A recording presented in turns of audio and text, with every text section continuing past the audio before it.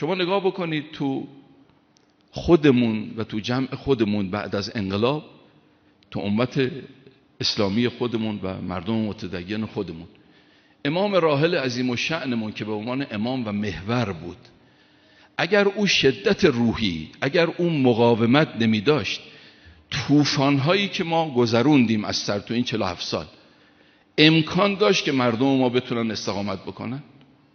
امکان داشت.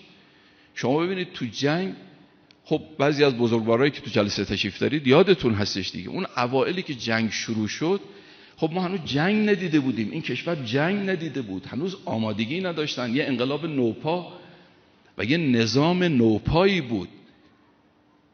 یکی از، حالا اسم آوردنم مانعی نداره، خدا رحمت کنه، مرحوم آقای رسولی محلاتی، ایشون میفرمود من تو دفتر امام بودم، میگفت استاندار خوزستان، حالا لازم نیست من اسم بیارم، استاندار خوزستان تماس گرفت با اضطراب میگو آقا خرمشهر سقوط کرده، واردش شدن، آبادان هم در محاصره هستش، به امام بگید چیکار باید بکنیم. من گوشی دستمه، ایشون میگه من از هولم عبا رو دوشم ننداختم، همینجوری دویدم تو اتاق امام، میگه خیلی مضطرب دویدم، موقع نماز بود، امام داشت اذان اقامه میگفت، گفتم آقا استاندار خوزستان تماس گرفته، گوشی دستشه، میگه خرمشهر سقوط کرده و آبادان هم محاصره است، چیکار بکنیم؟ امام خیلی آروم گفت آقا بگید جنگ دیگه، جنگه، بگید جنگ دیگه، جنگه. و نمازشون رو شروع کردن خوندن. میگه خود من آرامش گرفتم از این آرامش امام، رفتم پشت گوشی به او گفتم امام فرمودن جنگ دیگه، جنگه. یادتون هست مسئولینی که خدمت امام رسیده بودن همون اول جنگ، امام فرمود یه دیوونه اومد یه سنگ انداخت، چقدر آرامش داد با این آرامشش، چقدر آرامش داد. سال 60 شاید بعضی از بزرگوارایی که تشریف داشته باشن، حالا جوونا سال 60 خب نبودن، یکی از سخت‌ترین سالها بود. سال 60 یک دور مسئولین کشور ترور شدن، مسئولین ارشد کشور ترور شدن و به شهادت رسیدن.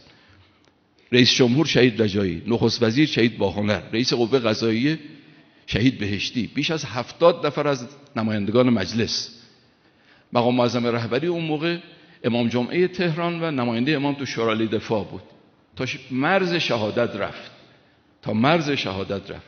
فرماندهان و سران نظامی ارشد ما، شهید فلاحی، شهید فکوری، شهید کلاهدوست، شهید نامجو، یه مرتبه خالی شد.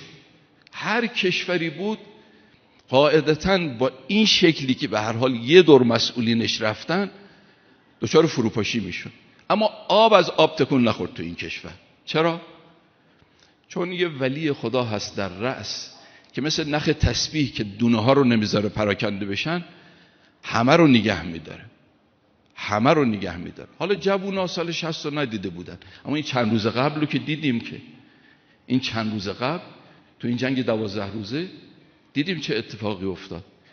خب اینا یه مرتبه اومدن، به هر حال فرماندهان ارشد نظامی ما رو، کسانی که تکرار هم نمیشن، اینا بسیار با عظمت و بزرگوار بودن، یکی مثل شهید باقری، مثل شهید سلامی، مثل شهید حاجی زاده، مثل شهید رشید، مثل شهید ایزدی، اینا کسانی هستن که عمرشون تو جهاد گذشت، اینا تجربه های سنگین داشتن تو جهاد. و بقیه‌ای که حالا شهید، و همچنین دانشمندان هسته‌ایمون و متدینینمون. خب اینها، و حاج قاسم، شما نگاه کنید، حاج قاسم سلیمانی عزیز، به این سادگی که تکرار نمیشه که این افراد از دست رفتن. دشمن گمانش این بود که کمتر از 24 ساعت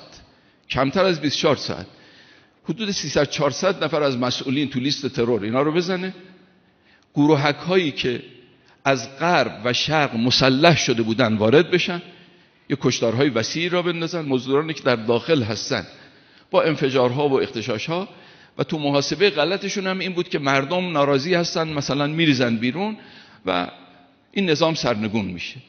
تو کمتر از 12 ساعت رهبر بزرگوارمون، این رهبر الهی، تو کمتر از 12 ساعت جایگزین برای اون فرماندهان گذاشت، جایگزین گذاشت، کسانی که اونها هم تجربه های گرانسنگی داشتن، به سرعت جایگزین گذاشت.